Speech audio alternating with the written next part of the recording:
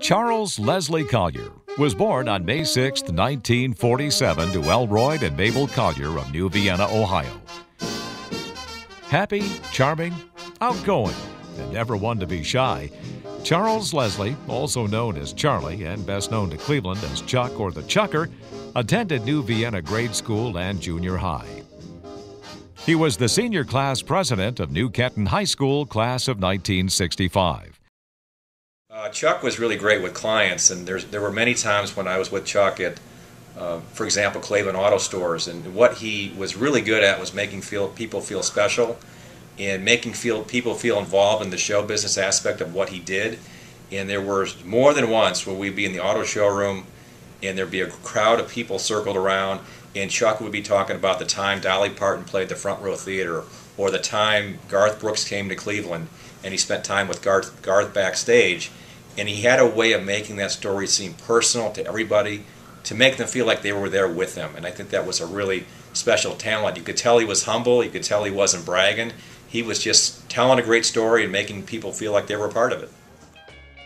He loved Christmas and Christmas music any time of the year.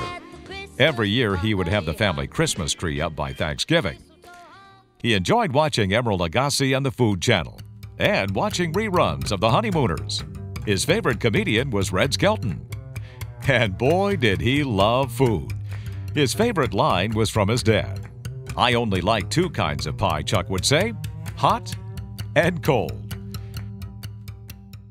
So Chuck made a video blog that we posted where he ate a sausage off the floor in the kitchen, and we posted it on YouTube.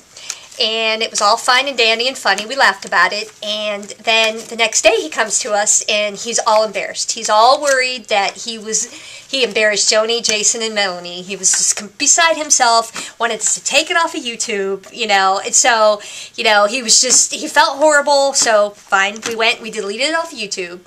And he was so thankful, and honestly, it was something that was very simple to take it off of YouTube. It was such an easy thing. But Chuck felt so compelled, to give us something for our efforts. So he all gave us Applebee's gift cards for, just taking the video down. Chuck caught the radio bug after he saw his close friend Gary West do the news on WSRW in Hillsboro. Inspired by Gary, Chuck practiced being a radio newscaster and DJ, using the end of a broomstick as a microphone. Chuck made his radio debut on WSRW on Wednesday, March 12, 1963. Charles Leslie Collier was just 15 years old.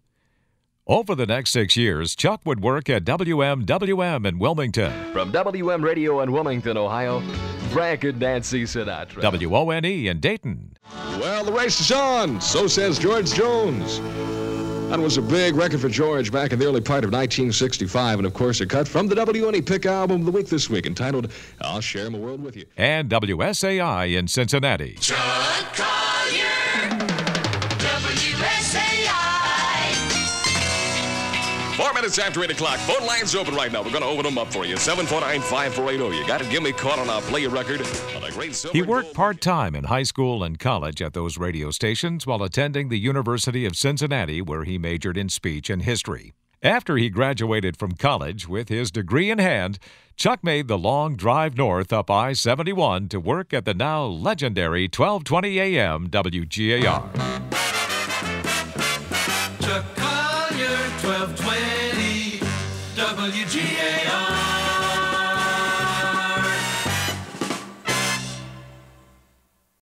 Anytime you'd see Chucker in the hallways, he always had a smile on his face, and you'd say, "Chucker, how you doing?" He'd be like, "Oh, Jeffy.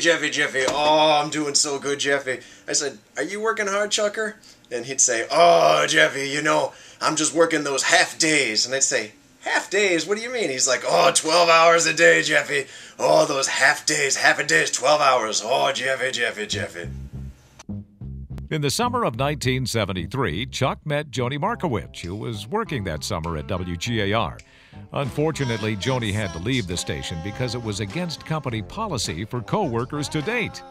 And Chuck wasn't going to be the one to quit.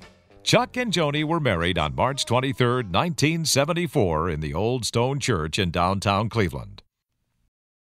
Chuck was always afraid of being late to events, so sometimes he would drive with us in the station vehicle, and we'd have to make room for him. You know, we got all the tents and the tables and everything that goes to the normal scan-and wins. So that was always fun, trying to make room for Chuck and hearing him talk in the morning. And then he would just sit in the truck and wait for us to be all ready.